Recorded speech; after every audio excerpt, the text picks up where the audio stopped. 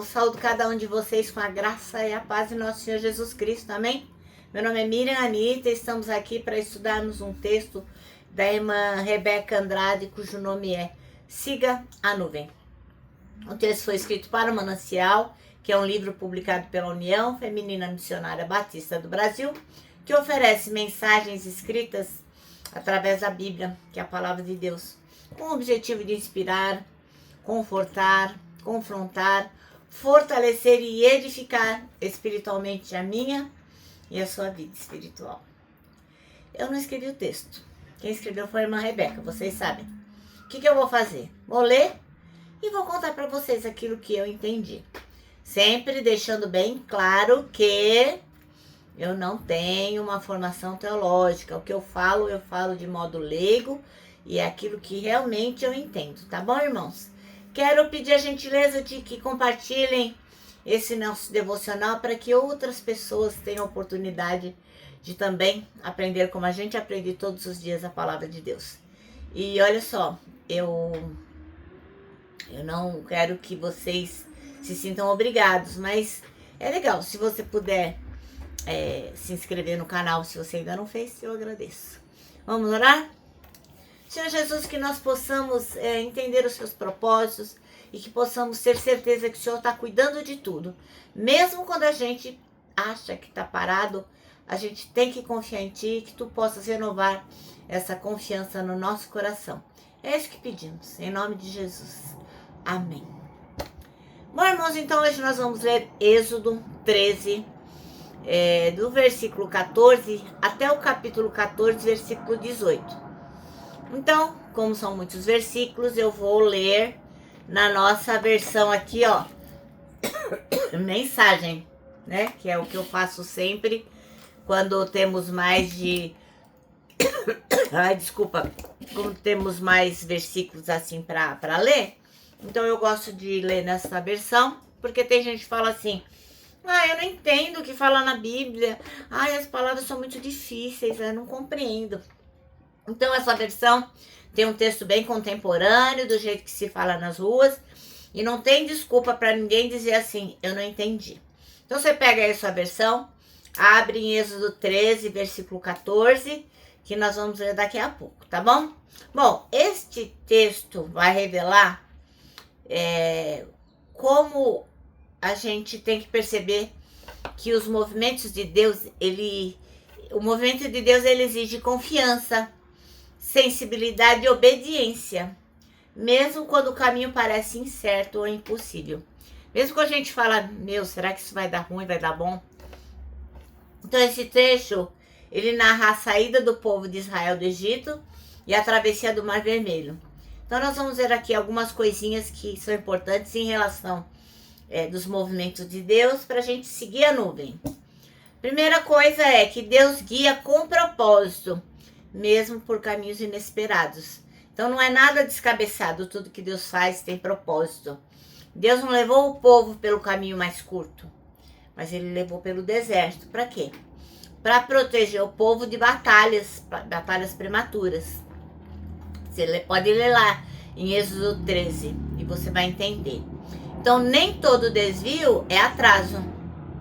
Às vezes um desvio é proteção. Perceber os movimentos de Deus exige discernimento e ver que Ele enxerga coisas que a gente não enxerga. A segunda coisa é que Deus se manifesta de forma visível e constante. Deus guiava o povo com uma coluna de nuvem de dia e de fogo à noite. Isso que mostra que Deus dá sinais super, mega, hiper claros para quem está ligado, de olhos abertos, quem está atento. A presença de Deus é constante, mesmo quando o cenário muda. Pode ser de dia, de noite, em dias bons, em dias de desafio, Deus está ali. A terceira coisa é que Deus age para revelar a sua glória. Deus endureceu o coração do faraó para quê? Para que o povo do Egito perseguisse Israel. Mas isso ia resultar no quê? Na glória de Deus. Às vezes, os movimentos de Deus envolvem confrontos que parecem ameaçadores, mas são oportunidades para ele se revelar, ó, poderosamente. Quarto, obediência abre o caminho para o milagre. Moisés, o irmão Moisés, foi instruído a levantar o cajado e dividir o mar Vermelho, né? Para quê?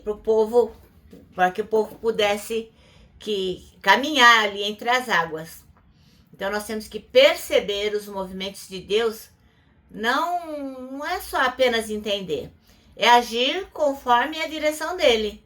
Mesmo quando a gente acha que é impossível, que vai dar ruim, não interessa. Se nós temos direcionamento de Deus, temos que ir adiante. E por último, não menos importante, Deus transforma o medo em fé. O povo ficou com medo quando viu os egípcios, mas Deus disse para eles aqui, ó, fica tranquilão, fica firme, que o Senhor vai lutar por vocês. Bom, então, quando a gente percebe que Deus está agindo, o medo dá lugar à confiança. Ele não nos abandona no meio do caminho. Você pode ter certeza disso, tá bom? Então vamos ler, você pega aí a sua tradução, eu vou pegar aqui a minha, que é a tradução mensagem, como eu já disse para vocês. E vamos lá. Diz assim, ó, começamos com Êxodo 13, versículo 17. Depois que o faraó deixou o povo sair, Deus não o conduziu pelo caminho mais curto, que passava pela terra dos filisteus, pois pensou, se o povo deparar com a guerra, mudará de ideia e vai querer voltar para o Egito. Então Deus conduziu os israelitas pelo caminho do deserto, rodeando o Mar Vermelho. Eles saíram do Egito em formação militar. Moisés levou com ele os ossos de José, pois este havia feito a família jurar solenemente, dizendo, com certeza Deus os responsabilizará se não o fizerem. Por isso, não deixem de levar meus ossos com vocês. Eles saíram de Sucote e acamparam em Etã, à margem do deserto.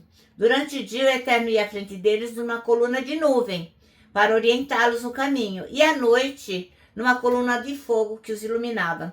Por isso, eles podiam viajar sem impedimento, de dia ou de noite.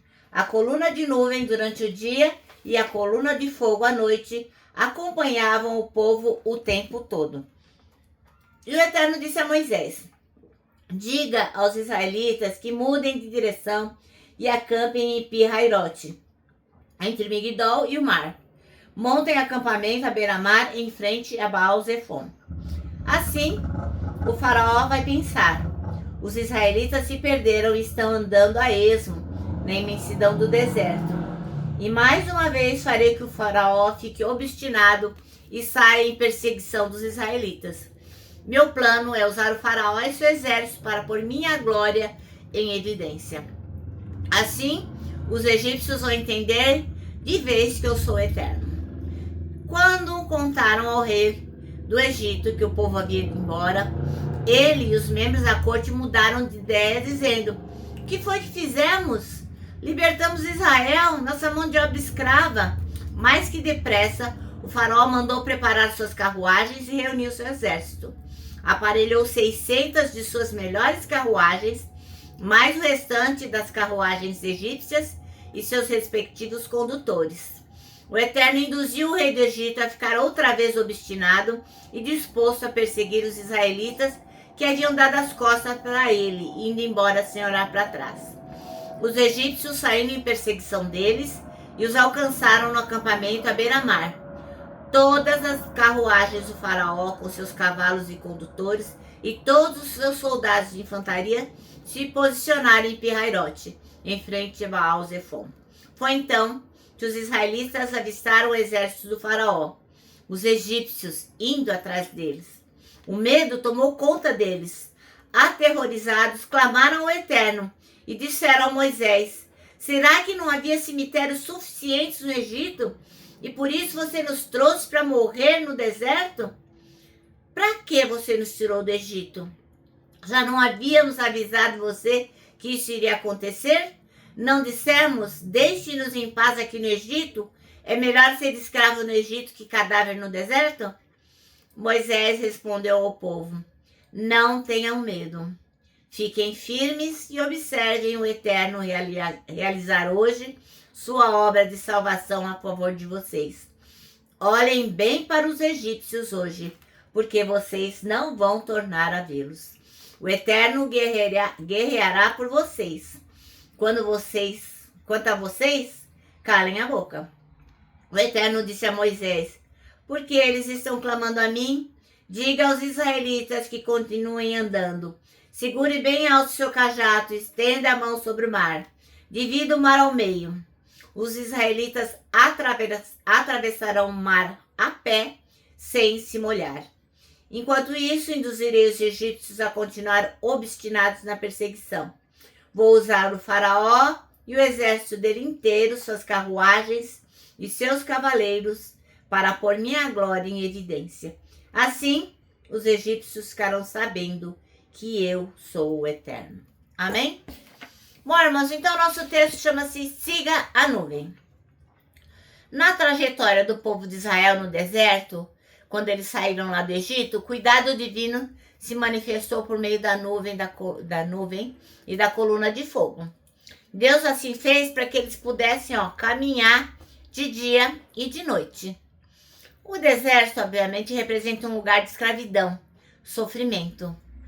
Em Números 33, se você olhar lá, a gente vai ver o testemunho daqueles que partiram daquela nação de maneira corajosa aos olhos de todos os egípcios.